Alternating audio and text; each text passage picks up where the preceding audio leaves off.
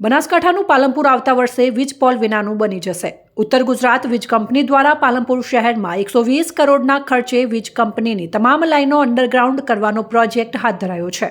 શહેરના હાઈવે ફીડરમાં અનેક સ્થળોએ અંડરગ્રાઉન્ડ પાઇપલાઇનમાં થાય છે.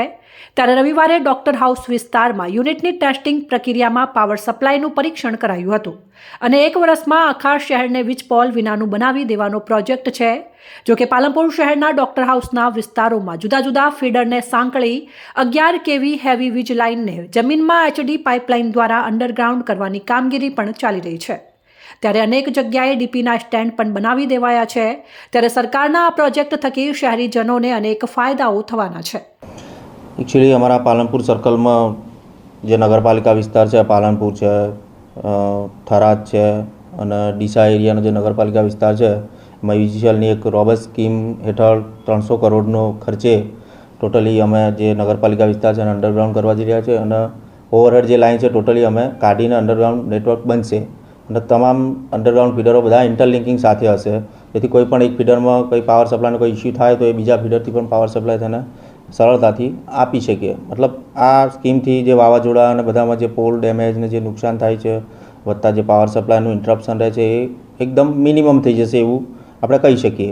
એટલે ટોટલ આપણા બનાસકાંઠામાં ટોટલ 37 ફીડર આવી રીતે સિલેક્ટ કરેલા છે, જે 3 નગરપાલિકા કીધી એ અત્યારે ફેઝ 1માં આ કામગીરી ચાલુ રહી છે અને લગભગ અમારા 1 થી 1.5 વર્ષમાં આ કામગીરી પૂર્ણ કરવાનો અમારો ટાર્ગેટ છે. તે જેવી રીતે રોબસ્ટમાં એક બીજી MVCC કંડક્ટર મતલબ ઇન્સ્યુલેટેડ કંડક્ટર લગાવવાનો છે, એ MVCC યોજના છે. એમાં બી 24 ફીડરો અમે સિલેક્ટ કરેલા છે. એમાં બી ઘણો બધો ફાયદો થશે. જે ઇન્ટરપ્શન બંધ રહે છે, ફીડરો ફોલ્ટમાં જાય એને ઘણું ખરું રિસ્ટોર ઝડપથી કરીને અમે પાવર સપ્લાય મિનિમમ ઇન્ટરપ્શનવાળો આપી શકીએ. કેવા ફાયદા થશે આમ?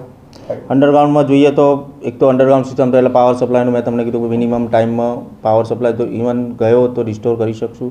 વત્તા કોઈ આપણા આ જોઈએ તો ઉત્તરાયણમાં અકસ્માતો થાય છે, કોઈ પણ બધા પતંગો લેવા માટે પેલા તારથી પતંગો ઉતરવા પ્રયત્ન કરે અકસ્માત બનતા હોય છે, આ વીજ અકસ્માતો બી એકદમ મિનિમમ થઈ જશે. મતલબ થશે જ નહીં એમ કહીએ તો બી ચાલે. વાવાઝોડાના કારણે, વરસાદને કારણે અને ભારે પવનને કારણે વીજપોલને નુકસાન થતું હતું, જે ખુલ્લા વાયર છે તેનાથી માનવ મોત અને પશુ મોત પણ થતા હતા. ત્યારે હવે આ આખી લાઇન અંડરગ્રાઉન્ડ થવાથી ક્યાંય વીજપોલ ધરાશાયી નહીં થાય કે ક્યાંય જીવતા વાયર નીચે પડશે નહીં.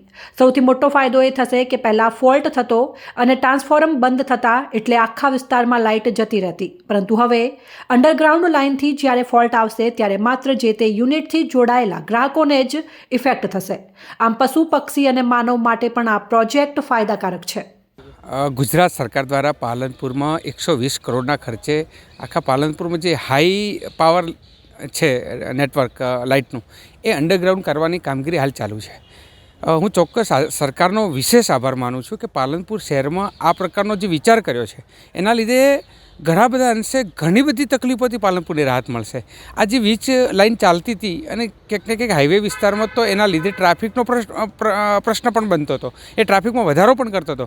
આજે એક હટી ગઈ છે, 2-3 દિવસથી એ જે કામગીરી ચાલુ છે વીજ કંપનીની એનાથી હટી ગઈ છે અને ભવિષ્યમાં આખા પાલનપુરથી જ્યારે આ વીજ લાઇનો જે થાંભલાઓ છે હટશે તો હું ચોક્કસ માનું છું કે ખૂબ બધા ફાયદાઓ ડાયરેક્ટ ઇનડાયરેક્ટ ઘણા બધા ફાયદા થવાના છે. સાથે સાથે ભવિષ્યમાં સરકારને એ પણ વિનંતી છે સાથે કે જે બીજી બાકી છે એ બી કોઈ પણ આવો પ્રોજેક્ટ લાવીને પૂર્ણ કરે અને આ જે કાર્ય વીજ લાઇનનું કર્યું છે એ બદલ હું શહેરીજન તરીકે, અમારા વિસ્તાર તરીકે ખૂબ હૃદયથી સરકારનો આ કાર્ય માટે આભાર માનું છું.